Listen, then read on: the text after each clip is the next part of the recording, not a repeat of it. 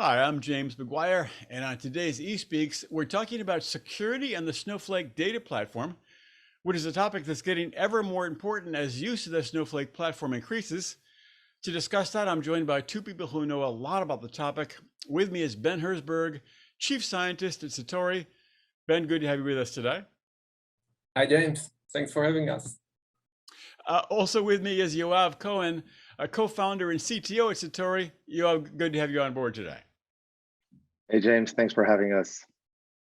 I know we want to talk about Snowflake security. I think it's a good idea to do just a little portrait of Snowflake itself and why it's so important to people and to companies. Yoav, what is your sense? What happens on Snowflake, and why are companies using Snowflake so much these days? So Snowflake is really gaining momentum in the past few years, and I think they're solving an age-old problem in a new and innovative way, and that's the key to their success.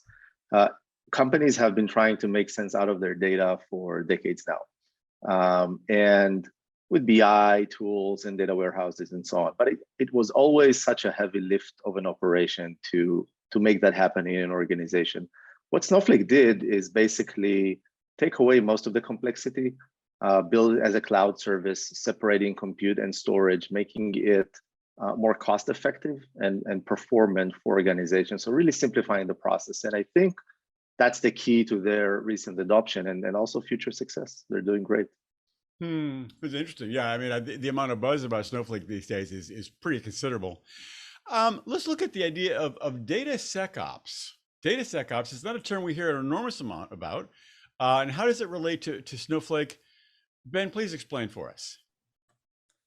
So data SecOps, I think it's a very natural thing in the same way that DevOps went DevSecOps when applications migrated to the cloud, heavily, and security had to be made a first-class citizen in that whole deployment process. I think the same thing is happening in data. More companies are migrating not just the supporting databases or the transactional databases that goes with applications to the cloud, but also their analytic databases to data warehouses or data clouds like Snowflake and others. And security needs to be part of that. It's not exactly the same as DevSecOps. There are different stakeholders within the companies, more data consuming teams, etc. But it needs to be a first-class citizen. It needs to be very agile and continuous along with the data ops processes in the organization. What would you add? What do people need to know about the idea of data SecOps in particular, how it relates to Snowflake? So I think following up on what Ben said, it's all about bringing together the right teams to solve the problems that the organizations are facing. And Snowflake is a very popular component now in the data infrastructure of many organizations. A lot of data is moving into Snowflake, and really companies are looking to implement the best practices around securing that data and using it responsibly. Well, clearly, Snowflake has grown dramatically over the last few years. Is there an extent to which security is an issue with the platform? Are people concerned about that? Ben, what is your take on that? I don't think that the security is an issue around Snowflake, as in some platforms that you implemented in organizations, they were inherently insecure, and you had to do a lot to get them to a good level. So Snowflake is not one of those platforms. I think that it has good security features, good security capabilities. But of course, if you're running your data, especially your sensitive data on Snowflake, on a Snowflake data cloud, there are steps that you should take to make it as secure as possible. I'd like to take a look at the recommendations the two of you have for Snowflake security, and just kind of run through it sort of pretty efficiently. We should talk with both of Yoav and Ben. Yoav, do you want to start? What are some recommendations for Snowflake security?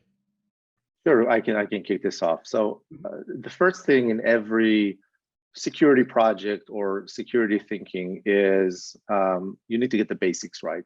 All the security companies always talk about, let's get the hygiene right, let's get the basics right. That's 80% of solving the problem. When it comes to Snowflake, companies need to think about using strong authentication to have users log into their data cloud. So SAML-based single sign-on, two-factor authentication, all of these are really mandatory nowadays. Second is around segregating the environments, talk about development environments, testing environments, production environments, making sure access to these environments is on a need-to basis, and combining that with strong network security, ensuring that the network paths are defined, understood, and well protected to not just have anyone from anywhere access that aggregation point of data. Ben, you want to add some key security recommendations for Snowflake? Yeah, I'd like to add, first of all, I think a big aspect of managing data in Snowflake is how you architect the roles in Snowflake and how you authorize people to access specific data within Snowflake. I think that's one of the tricky parts. That's something that you need to be very clear about, who can access what and how do you enable access to data. So I think that's something that I would like to add. And another thing that I'd like to add is that Snowflake has really great auditing and monitoring capabilities, and making use of that is something that I would definitely do. Well, we do that for our Snowflake data cloud, but I would definitely do that. Make use of that. Great information in there. Why not make use of it? You know, Ben, you mentioned the idea of how important it is to architect the roles properly. What does that mean specifically? What should companies be aware of in terms of architecting those roles for Snowflake?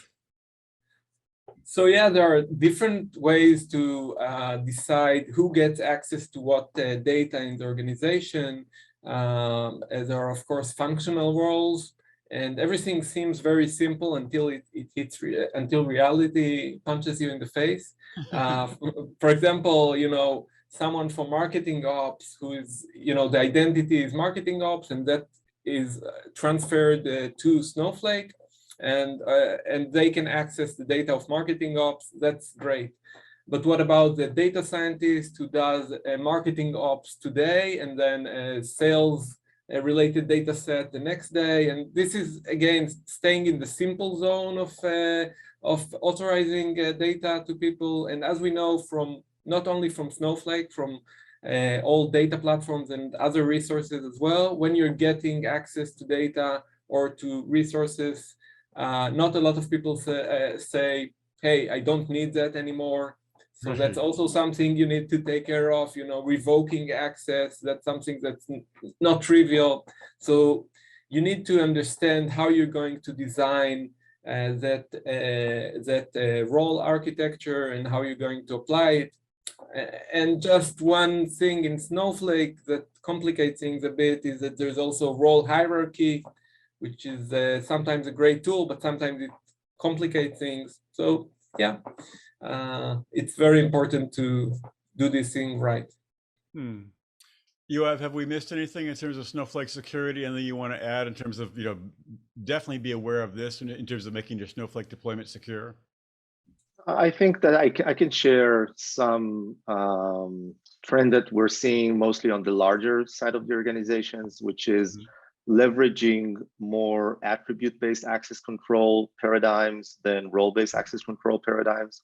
So for example, if Ben and I are on the same team, not necessarily we need to have access to the same data. So we're seeing mostly larger companies moving to a model where Ben can ask for certain data sets, I can ask for different data sets, and then entitlements or authorization is managed differently between the two of us, even though we're on the same team.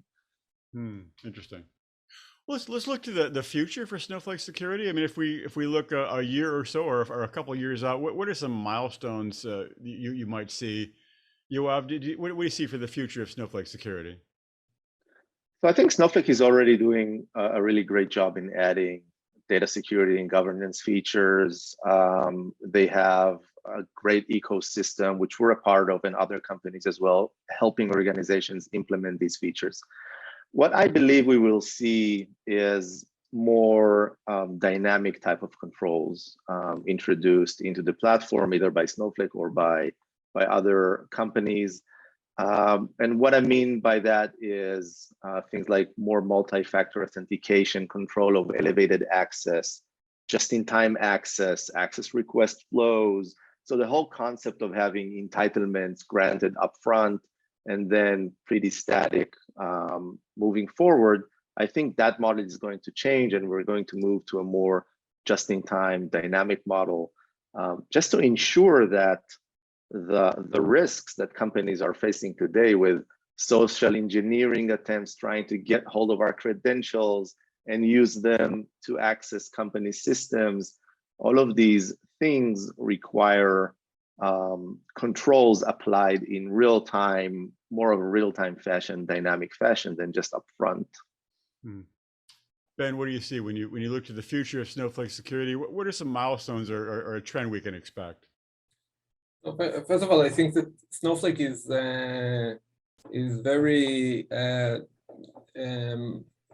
very strong about its security features. It releases new security features continuously. We had this issue when we were writing the book. We had to keep up with some new features that we had to add into the book as well, and I'm sure that they will continue. Some of these security features you have mentioned, I think that they will also follow new capabilities of Snowflake as well. For example, now they're supporting unstructured data that will probably introduce some specific challenges, and that will also be around that. And that, I think that you have covered it pretty well. Is the use of unstructured data relatively new with Snowflake, or have they done that for a while? It's relatively new. Yeah. So structured and semi-structured data is supported for a long while, and now unstructured data is joining the data that you can store in your data cloud. Interesting. Okay, I'm sure that's going to further the adoption of Snowflake still more. Ben, Yoav, I think the two of you said it. It's a lot of great information. Thank you very much for sharing your expertise today. Thanks for having us. It was great.